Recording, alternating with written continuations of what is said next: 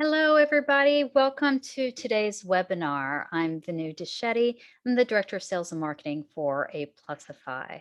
We welcome you today. We love doing these webinars because we love sharing what we've learned and hope we can learn a little bit along the way with you. Today's webinar is the total cost of Salesforce management. It's going to talk about how to calculate your staff costs and ways to find some savings. Now, a little bit of housekeeping before we begin. Everyone will be muted during this webinar session. So if you have any questions, definitely jot them down in the Q&A or in the chat box of the Zoom webinar, and we'll get to them as I see them, or at the end, we'll definitely save some time for that. So definitely take note of that. I want to be as helpful as we can be. And also, if you have any tidbits or stories you'd like to share yourself, please definitely take the opportunity to do that. I've also launched a poll. Would love to hear from you just to kind of find out where you are in your budget cycle and how you've accounted for some of your Salesforce costs. Now, during this webinar, I may be looking to the side of the screen. It's because I'm on a split screen and sometimes I have my slides over there. So definitely don't think I'm ignoring you or distracted. Anyway, let's get started here. I will end this poll. Hope everybody can see my screen. Again, this webinar is about the total cost of Salesforce management. You know, what's interesting about Salesforce, especially if you purchased into the nonprofit service pack, you get 10 free licenses with Salesforce, and free sounds great. But I think a lot of times what we forget is that there's a cost to actually managing that software. There's got to be staff or other bodies that come in to actually help you set it up, install it, implement it, and then also manage it going forward. So those are some of the surprising costs that I think a lot of our clients or nonprofits and associations have come across of just kind of that shocking value of, wow, this is a lot to maintain. I like to think of it very much like buying a home. You know, when you buy a home, when you're going through that search process and you're ready to close, you've got a few little surprises there when you're closing, and of all the different fees and costs that come into just signing a contract on a house. But not only that is once you actually bought the house, you've also have the maintenance to deal with. You've got lawn care, you've got things that you want to enhance. There are just things that need to be updated in your home. Salesforce is exactly like that. So in terms of like making the comparison, you see, when you first purchase Salesforce, you've got your user licenses that you may incur. You may have applications you want to buy. Applications are more like the APIs of maybe like an event software program or a volunteer sign up program that helps you manage volunteers. All of those things that you want to integrate into Salesforce is very much like enhancing your house, adding a deck, redoing your kitchen, very much the same way. Those are costs that you've got to think about. In terms of like what's equivalent to maintaining your lawn or even cleaning your house, the equivalent to that in Salesforce is keeping your database clean. How do you ensure that that data is constantly, it comes in correctly, it has the right pieces of data in the right places, that you're able to pull reports. So again, those are things that you have to do. And even though you may have a staff person doing that, that staff person has a financial value. In addition to all the things that they're doing, they've got this financial value of what they're doing for Salesforce. So that's a lot about what we're going to talk about today. Now, the total cost of ownership, you know, Gartner puts it really well. It's about everything that comes into Salesforce. So it's your software, it's your training, it's the staff time that goes into it. And then not only all of that, but what if something happens? What if you have a disruption, like your server goes down, or you unfortunately lose an employee, and you've got these losses to think about. So all of those things, they may not be tangible costs, but they are costs to your organization that you need to think about, plan for, not only financially, but also within the organization. Here are some ways that some categories of costs that you can think about when it comes to owning Salesforce. You've got your data migration. What is it the time? It's not only the actual software that you're using to do the migration, but it's also the person hours that goes into exporting that data, looking at the data before it gets into Salesforce. So think about that as a big chunk of time that you need to invest in. That piece is so crucial. If you don't do the planning behind it, then you really could cause a mess within your Salesforce system. And that is something you want to try to avoid as much as possible. Because we've all done it at one time or another, imported data that just quite probably wasn't ready to go in, and now we're having to clean it up. So just something to think about. Customization. The big reason why most organizations get into Salesforce is because it can be customized. There's so much that you can do with Salesforce, customizing objects, customizing your fields, your workflows, your triggers. There's so much that you can do. So with that, there's that cost to actually the time and the person hours to customize that whole ecosystem for you. Then there is the cost of management. Now, it is someone is responsible, someone holds the key to the house. So, what does that cost in terms of time and person hours as well? Um, how is there a dedicated person? Are you fortunate enough to have a dedicated person who's in charge of looking at the strategy behind your Salesforce, who is responsible for making sure that that data is clean and making plans for the future for Salesforce? So, what does that cost look like in terms of training, in terms of the time that they're spending on it, and the time that they're probably even training other people on staff to use Salesforce as well? And then integrations. I love integrations because Salesforce has this great potential where you can take applications that probably already using or want to use and use it within Salesforce and just making it much more powerful. When you've got all that data, all that good stuff in one place in Salesforce, you get so many insights with all that data. But with that, there's the actual task of doing that integration, making sure it's correct, and making sure that that integration stays healthy too. Just like data migration, but a little bit more complicated when it comes to making sure that these systems talk to each other. And then there's training. You always want to think about training not only for the techies in your organization that actually get in there and get their hands dirty within Salesforce, but also the user training. There's user training, and then there's your end users as well in terms of members, volunteers, donors. But let's talk about the training for staff. So who's going to train them, and what kind of training do they need? But you have to allocate not only for the person who's doing the training, but the time that the staff needs to do that training. You'll have a much more healthier system in terms of data and processes, as well as a happier staff. If you give them a foundation for how to use the system, keeping them updated on the changes that are happening, especially when Salesforce does a great job of advancing the technology so it's easy to use, giving you more functionality. And as you roll those out with your own specific instance of Salesforce, you'll want to make sure that your staff is appropriately trained for that as well. Now, you may not technically train your volunteers or your donors on how to log into the system, but there has to be that thought process and that communication process, right? You got to think about that user experience. What is it like when they go through, when they log into the system? What are you asking them to do, and what does it look like for them? That customized journey that you'll want to build.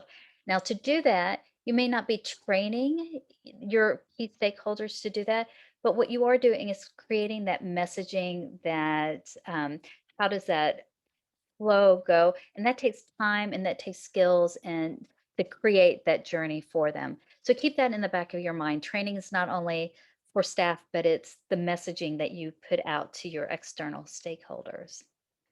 And then we talked about a little bit about the cost of disruption already. Horrible to think thing to have to think about, but you do. Things happen, security breaches, staff leaves or staff turnover, or even just a change. An integration, bringing in a new app integration into Salesforce can be seen as a disruption because you've got to plan for that change. So disruption could lead to something better, but just to know that you're going to have some planning for downtime, planning for change management, and planning for just staffing wise as well. Do you need staff or how do you prepare your staff? So, time actually does have a financial value. And in all of these components, you can take a look at that. Here, I love this diagram from Project Management Institute. Just kind of shows the chaos of disruption. If something happens, what is the trigger? What happens after that disruption happens?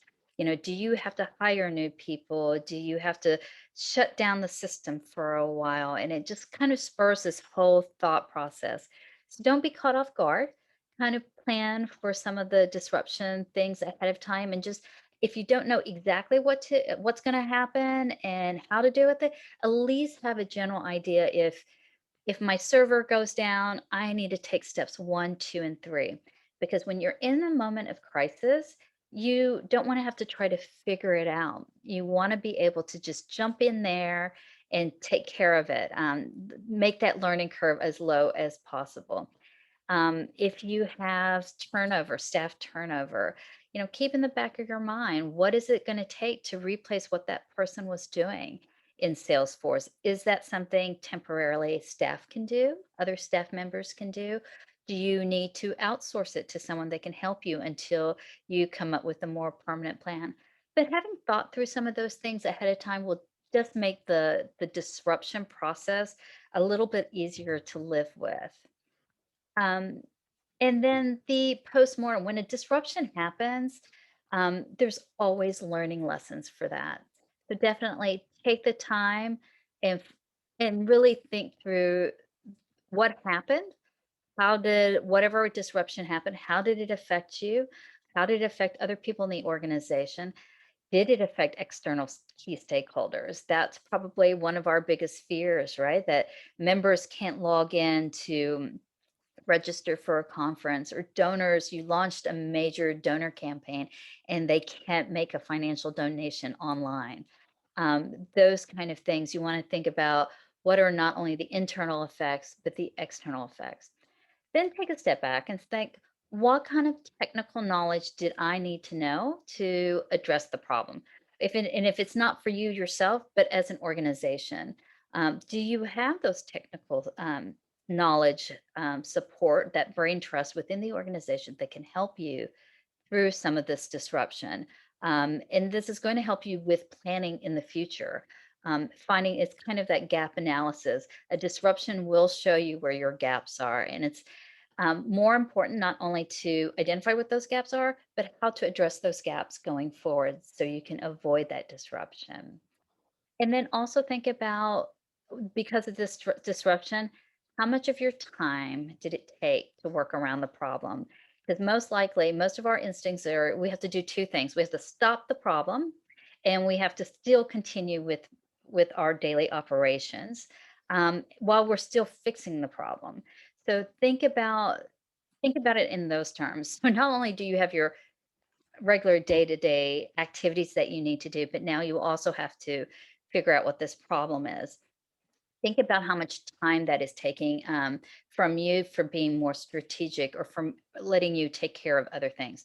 So there is a cost to that and things that you'll want to think about. And then think about the work overtime.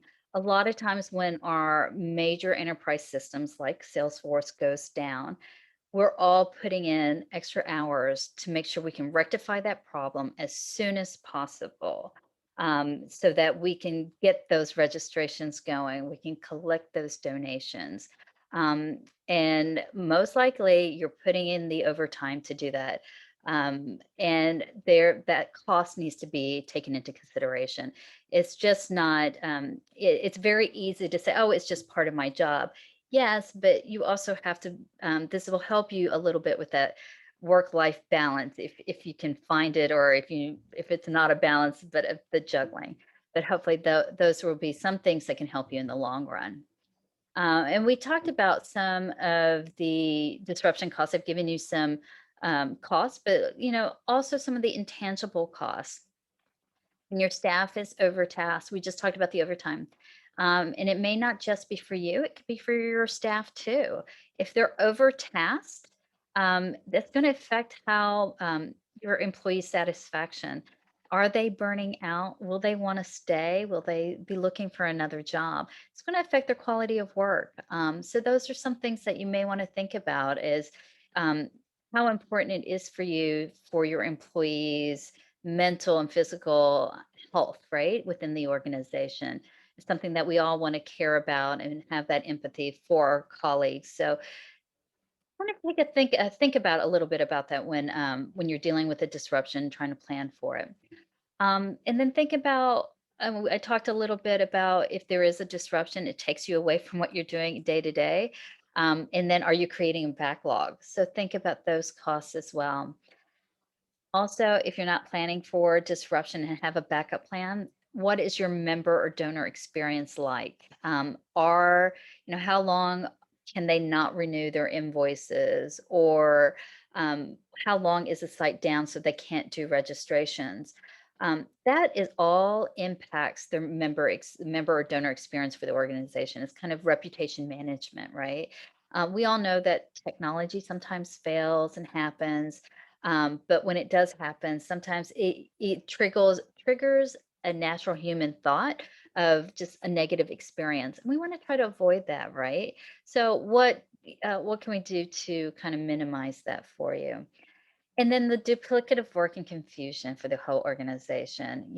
While you're doing your job, fixing the problem, there's going to be overlaps there, right? And so managing just that workflow, making sure people communicate and they're not doing work that other people are doing. It's just a whole organization work management that you're going to have to deal with as well. Now, I promised you that we'll go over a workbook to go over some of the costs, and that's what I'm going to jump into right now. We will make sure you get a link to this workbook. It is in Google Sheets, so hopefully it will be very easy for you to follow. Let's see here. Um, I do, before we jump into this, there is a question. It said, if you add the enhancements, do those add subscription costs? And Danielle, I believe you're asking in regards to the Salesforce enhancements.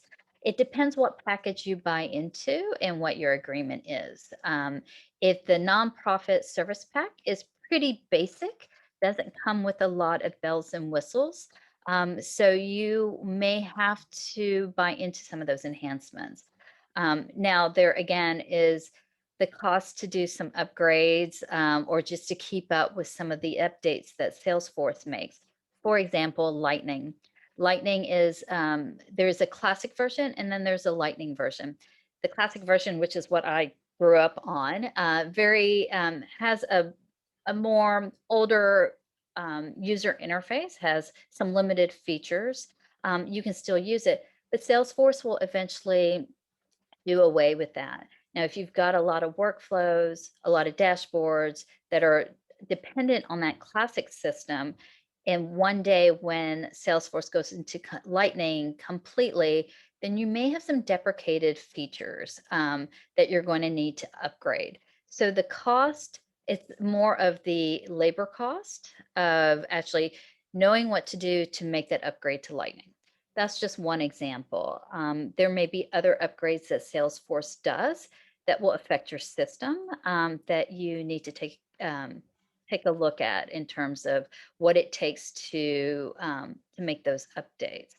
But be very careful. Don't press the okay, just update. Like on your cell phone, you get the security patches or the software updates. I think I have one blinking on my phone right now to update. Um, don't simply just say, okay, update. Really look at it, see how it's going to affect your system, especially if you've got a lot of custom fields, a lot of custom applications on all of those. take a step back and really think about how making any updates to your system is going to affect just how do you use Salesforce every day. So, Danielle, sorry I can't give you a solid answer there. The best place to go about to learn about whether enhancements are going to cost you is to um, actually talk to Salesforce directly. Oh, and then you want if you add events, communities purchasing, do we have to pay month to month for a service? Um, that is depending on what application you use. If you use Salesforce, it would be completely within the features that you have in Salesforce. If you use an integration, an API for that, then you may have to think about what that integration agreement looks like. Some applications charge you for that integration and they charge you in different ways. Some flat fees for, okay, you can integrate, you just have to pay this amount of money. Some charge you based on how much data is flowing between the two systems. So again, that is different. So let's dive into the summary of costs. Um, this workbook is designed so that you can plug your numbers in, and they're separated into three different tabs. The summary is going to roll up figures that we pop into place into these other two tabs. So we'll actually start there. So with the cost of management, so this is really where your person hours, your labor, your staff costs really come into play. So if your organization has a Salesforce administrator, let's put down how much time, what percentage of time do they spend managing your AMS, CRM, or Salesforce, right? Most Salesforce administrators are dedicated to it. So we'll say 100%.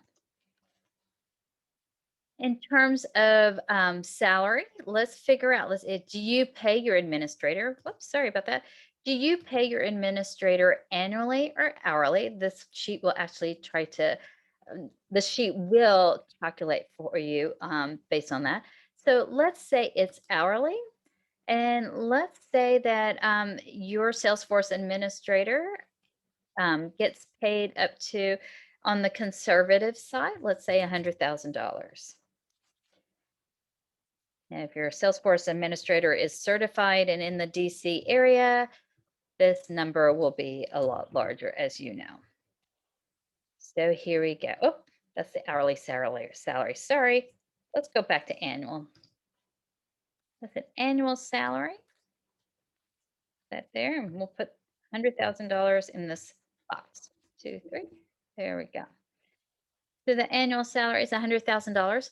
Now, based on statistics from the Department of Labor, the average cost for benefits is $38.20 per hour to provide benefits for an employee. So to calculate that, because that is a cost to the organization for that person, you want to add that into your cost. So now we have a total cost for this person is almost $180,000 per year. Now this is for your Salesforce administrator. Let's also say you have a membership coordinator. They're interfacing with Salesforce as well. They're inputting data, they're probably cleaning up data, sending out emails, invoices, whatnot. But let's say that this person's job is 50% dedicated to working in Salesforce. Let's put an hourly salary here. And the green light is there. So I'm going to say this person, let's say it's about $40 per hour. So their annual salary is $83,000 a year. But their dedicated time, so 50% of their time is towards AMF to Salesforce. So that's 50% of 83,000 is the 41,000 here. That's how much you can allocate to your Salesforce expenditure. And then of course we have the benefits here. So far for a Salesforce administrator, for a membership coordinator who spends half of their time in Salesforce, we so far have a total staff cost of $260,000.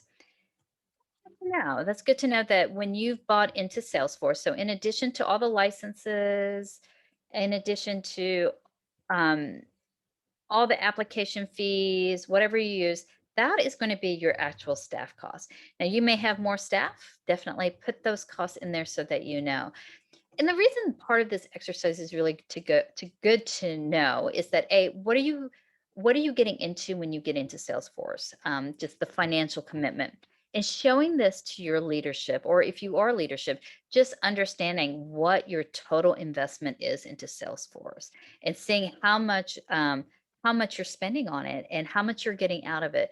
And you'll definitely get the value back out of it if you're using Salesforce to the max, or even not even to the max, but using Salesforce in a way that your organization benefits. But what this does is also show you the importance that it lies within your organization.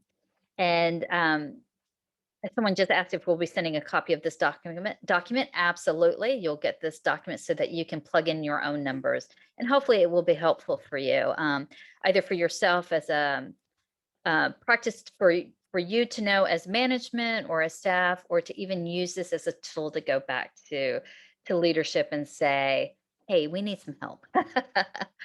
But just so that they understand exactly what's happening. Um, I also think just one more thing about staff costs before we leave there. I also think that it's very easy to forget what staff how much they do spend on Salesforce, especially if you're like a membership coordinator. You're doing so much, right? There's a lot. You're doing communications, you're processing invoices, you're doing all of this stuff, and I think it's very easy for someone who's not in that job and doesn't see what happens every day to forget how much of their job is reliant on Salesforce, and how much they're doing in Salesforce, because they're not only using it as a tool, but they're making sure that the tool has proper data, statistics that can be used throughout the organization, because Salesforce touches almost every department. Okay, enough about that. But definitely feel free to add columns here. All of these are formulas that you can take a look. Let's go into certifications and training. Now, for a mid-size, I based some of this on a mid-size organization where you've got 5 people in leadership positions, 5 managers, and on with the organization. So a mid-sized organization will spend about, my research shows, about approximately $10,000 in training a year on all things Salesforce or AMS CRM related. So certifications for a size like this, you will be looking at about $200 to $1,000. If you're a Salesforce administrator, if you have a Salesforce administrator, you may be wanting to get more of those certifications more on a more regular basis. So you're up to date on just the latest and greatest news with Salesforce and all of that training. But let's go middle of the road. Let's put this down as 750. And then for classroom training, this is actually the actual training. Certifications is the certifications the Salesforce administrator may get. The classroom training is not only what your administrator gets, but also how you train your staff. Whether the administrator's doing that, paying for classes, or doing some of the free Trailblazers, but thinking about the time, the training, and the cost to do that. We'll go middle of the road with this as well, and we'll say about 75. Sorry, my math is, we'll say about $5,000 here. So then in terms of your annual budget for training, we'll put here 5750. Although again, this is completely going to change based on what you do. These are just some average numbers I've put in here for you. Okay, so now let's jump down to the software maintenance and support. So even though you may have staff that are doing all the work, managing, maybe technical in nature as well, there may be things that get broken. You need additional help, or you may need really sophisticated technical help. Now, Salesforce offers a premier support services where you can call into a number and get the help that you need. You may have a contract for that. That contract is based on your licensing costs. Um, So it's not a number I can say, oh, it's this much per hour. But for a mid-sized organization, let's say you spend $88,000 per year in licenses. So your Salesforce support costs can be anywhere between 2 to 5% of that. So we're going to put here that your licenses are $88,000 per year. Oh, I will fix this calculation before you get it. Um, and then we will put here. So we'll put $4,400 here for your for anticipated cost by contract. Now, if you have a lot of customizations or you're not as technically inclined as other techs may be with Salesforce, you might use more than what's in your contract. So think about, if you've used Salesforce Premier Services, look at what you spent with them last year. Did you go over your license, your support service contract? And by how much? Definitely include that number here, just so that you have an idea of what that cost can be. Um, let's see here. And then we'll go to so that's going to give you the total cost of management, right? Oh, I forgot an important part, consultant costs. So Salesforce is not the only place where you can go to get help. You can go to companies like Aplusify to help you with some of the problems that you're having. Consultants work in so many different ways. Some work by projects, some work by contracts. You've got all sorts of different options there.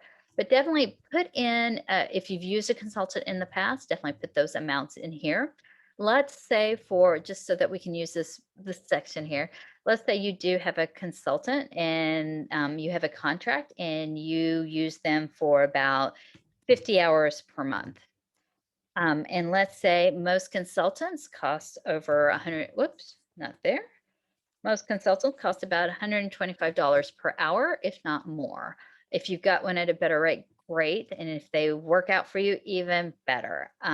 You got to find a consultant that fits what you need and also works with you well as well.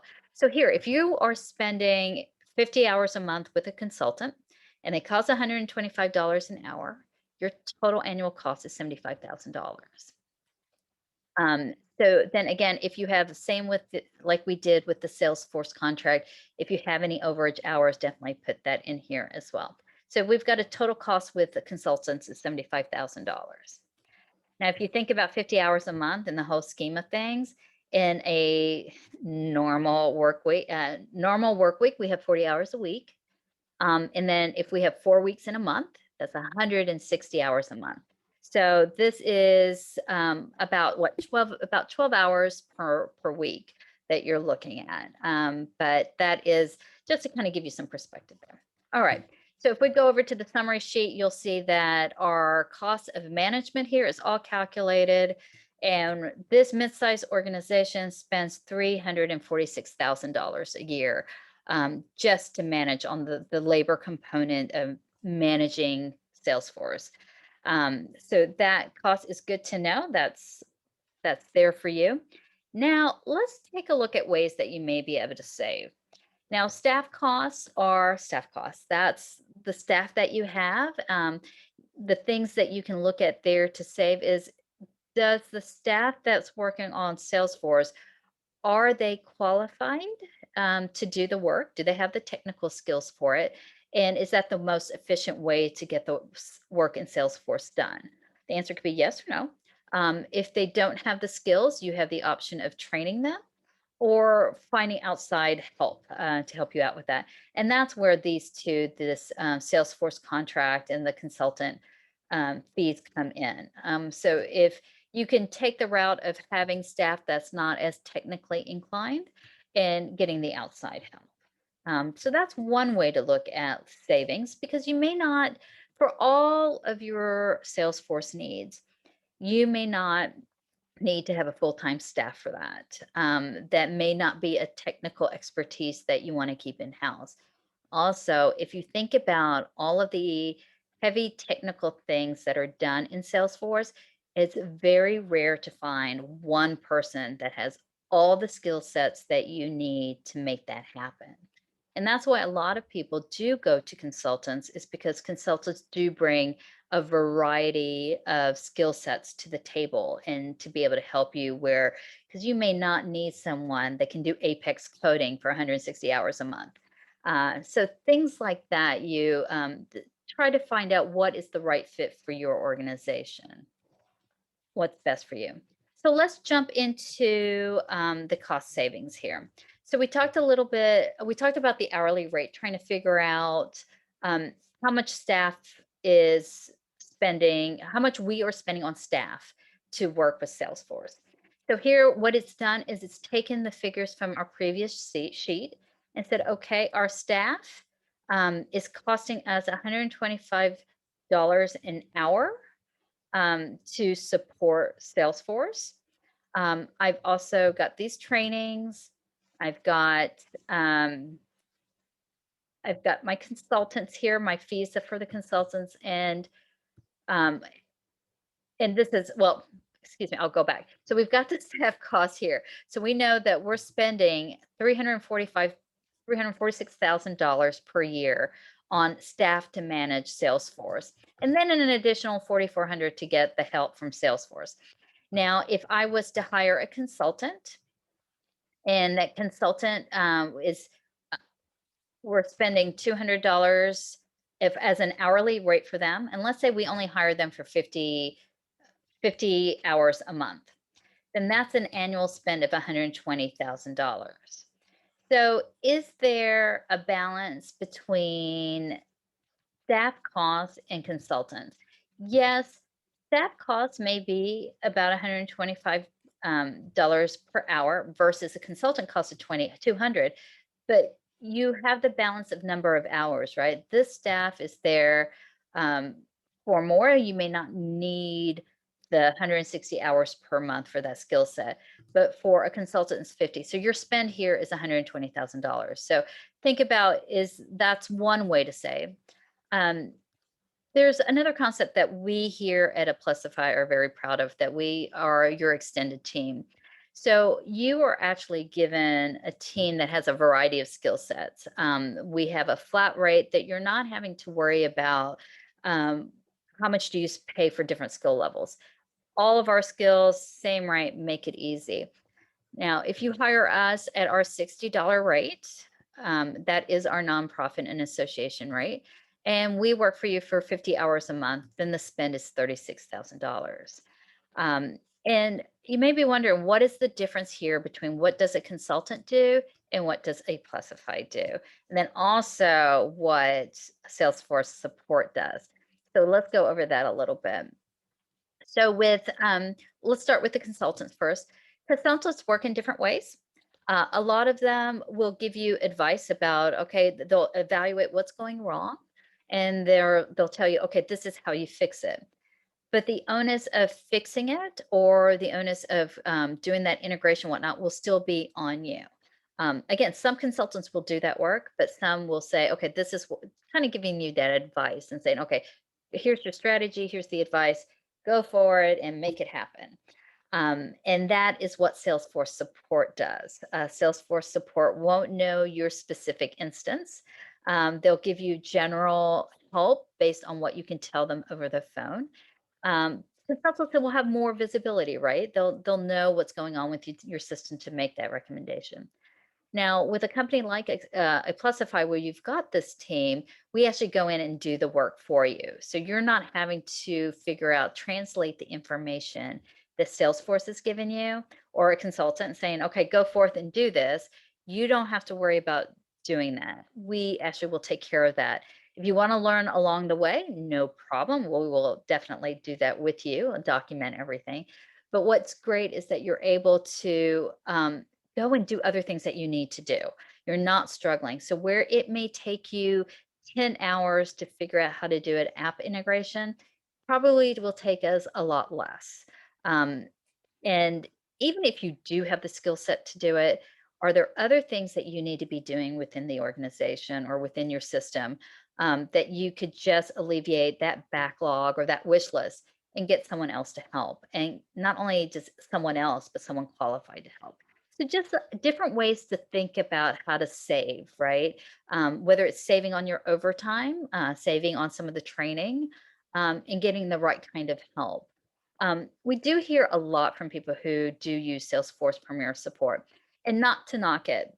Great help providing you with the insight of what you need to do. Trailblazer is a great resource to go and get information and training, and the chat boards, the community networking. I think great opportunities to go there. But if you're short on time, short on technical skills, and really just want somebody to jump in there and just do it for you, then looking at a company like Aplusify or a consultant is the way to go. Salesforce is not going to get in there and do whatever work that you need done. They're just going to give you kind of that guidance.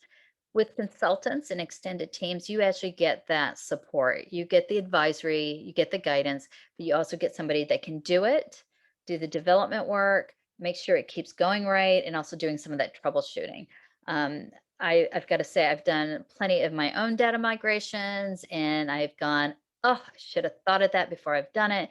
And that in that way, that's kind of the troubleshooting, right? And like somebody's got to go fix it. And, I made the mess, so I've got to go fix it.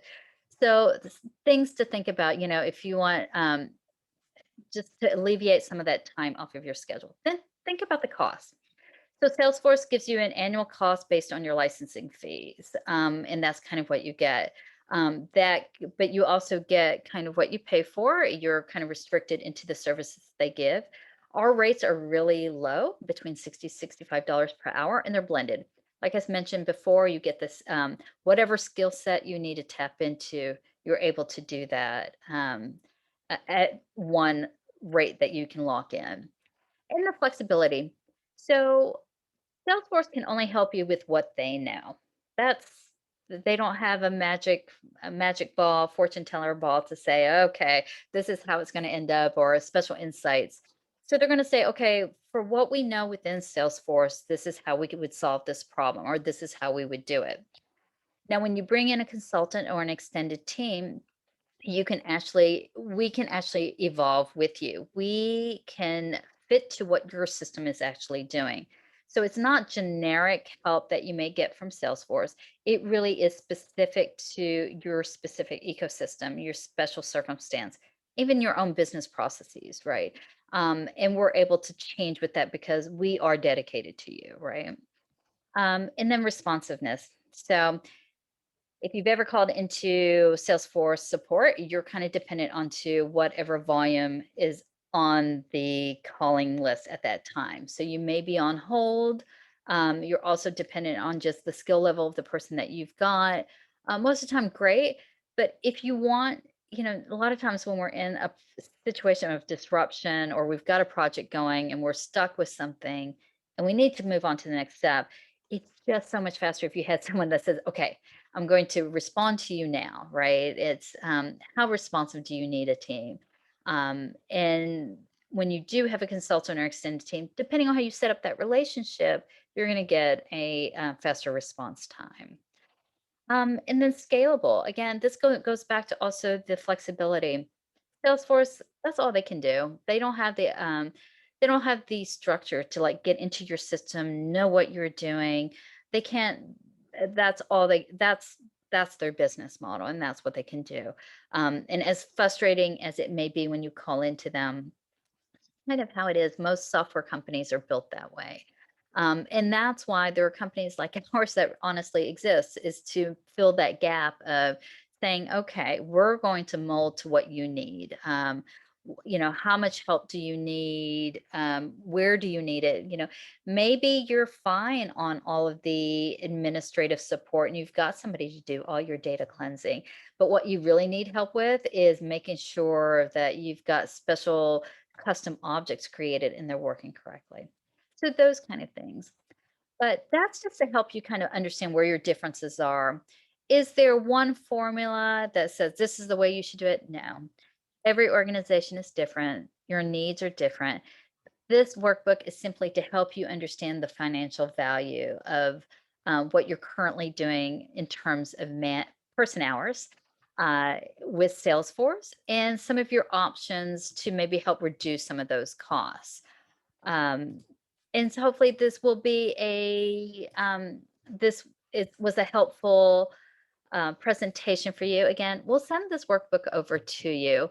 And again, this can be used in many different ways. Again, it's, help you with your own time management, help you advocate to get more dedicated staff for yourself, for Salesforce within the organization, or even to justify um, how to balance a job. If you're working on your part of your job is Salesforce, but it's taking more hours than you need to, and you need to be focusing on something else. Where can you get help? So hopefully this has been helpful to you. We'll make sure you get this recording. If you have any questions, feel free to email those to us or even give us a call. Always happy to take your call and walk you through some of that. Thank you very much for joining us today. We love doing these webinars. We've got a whole list of webinars on our website that give you some insights for both not specializing in associations and nonprofits. So you can get some insight into some things that we do for our clients in terms of reports, dashboards, workflows, APIs, all sorts of good stuff. So definitely go to our website, aplusify.com.